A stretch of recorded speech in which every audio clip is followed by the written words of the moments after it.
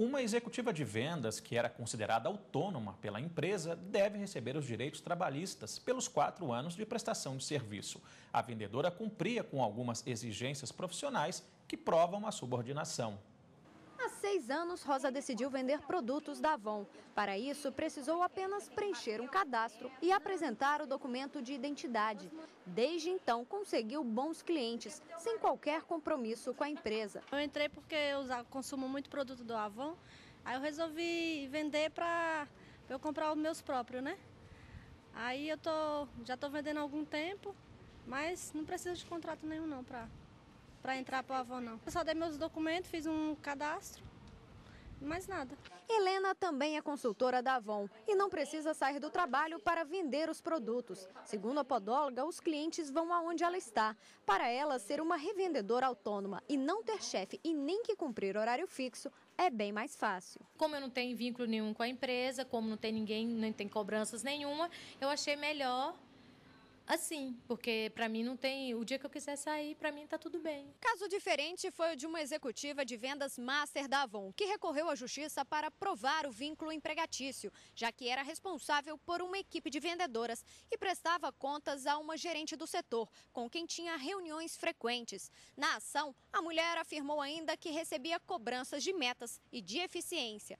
A empresa negou o vínculo, sustentando que a autora se cadastrou como revendedora autônoma e só depois aderiu ao programa Executiva de Vendas. Mas, para o relator do caso, o fato da prestação de serviços estar atrelado a determinadas exigências profissionais evidencia subordinação. Agora ela deve receber os direitos trabalhistas referente aos 4 anos em que esteve na empresa. No caso desse processo, o que ficou caracterizado foi a questão da subordinação. Ela tinha a obrigação de cumprir metas, o trabalho dela era um trabalho que não era eventual, era um trabalho direcionado, era pessoal o trabalho que ela desenvolvia, então aí foge dos requisitos do trabalhador autônomo, que tem que ser não eventual, não existe a questão da pessoalidade. E, além do mais, ela recebia um salário. Pelo que consta da decisão, era depositado pela Avon a importância de R$ 2.500 na conta dela. A advogada ainda orienta que o que vale é a realidade do dia a dia e não a formalidade de contratos. O que vai caracterizar é o contrato realidade, é o que realmente acontece ali no dia a dia e não o que está no contrato de prestação de serviços. Bom, nós entramos em contato com a Avon, que até o fechamento desta edição não tinha se manifestado sobre o caso. Bom, situações como essas que a gente viu na reportagem são comuns, por isso a gente recebe aqui no estúdio o advogado doutor Pedro Portela, especialista em direito trabalhista. Doutor, boa tarde. Boa tarde. Para a gente explicar uma diferença entre vendedor autônomo e prestador de serviço, né? Sim.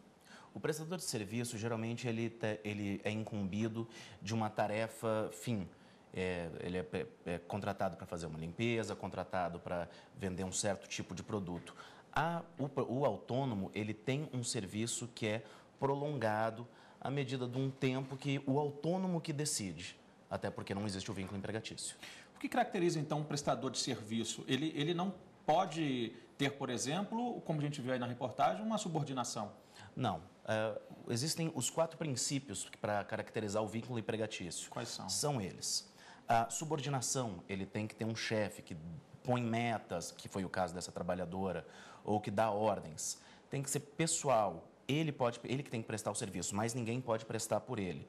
Tem que ser oneroso, ele tem que ter um salário e tem que ter também a não eventualidade. Ele não pode, por exemplo, passar o mês inteiro sem trabalhar, como é o caso de muitos dos trabalhadores autônomos, até da Avon, só que sem cargo de chefia, como essa senhora tinha. E esses casos são comuns, essas prestadoras de serviço, né, como elas chamam, mas essas pessoas acabam tendo, de certa forma, algum tipo de vínculo, né? Sim, é muito comum isso, na verdade, até porque, pela falta de informação, a pessoa ela não sabe se ela tem um vínculo empregatício ou se ela é só uma trabalhadora autônoma. Nesses casos, realmente é importante a disseminação da informação ou mesmo o trabalhador buscar um advogado para saber se ele é um trabalhador autônomo, se ele é um empregado, que é dessa relação que advém todos os direitos dele. Nesses casos, existem contratos ou Sim. não? Todos os casos existem contratos. Na verdade, na grande maioria deles existem contratos. Mas um princípio do direito do trabalho se chama o princípio da primazia da realidade. que é o quê? Não interessa que o contrato fale que a pessoa é autônoma. Se esses 4 quesitos que eu acabei de falar forem cumpridos, ela não é autônoma, ela tem um vínculo empregatício com aquela empresa. E se esse prestador de serviço, ele se encontrar em uma situação de subordinação, por exemplo, ele pode se negar a isso ou não? Na questão da subordinação, não. Inclusive, foi o que aconteceu nesse caso dessa trabalhadora. Se ela não cumprir as metas impostas a ela, a subordinação, ela era ameaçada de ser descadastrada dos revendedores da Avon. Ou seja, havia uma penalidade. Quando não há penalidade sobre qualquer meta ou ordem imposta, não há subordinação. Nesse caso, havia. Mas aí, no caso de não tendo aí uma determinação para que ela cumprisse, né, uma meta, ela pode se negar a, por exemplo, ter que prestar contas a um chefe, uma vez que ela não é funcionária dele? Se ela é autônoma, ela pode se negar, porque ela não responde a ninguém, ela não tem um chefe, não é chefe dela.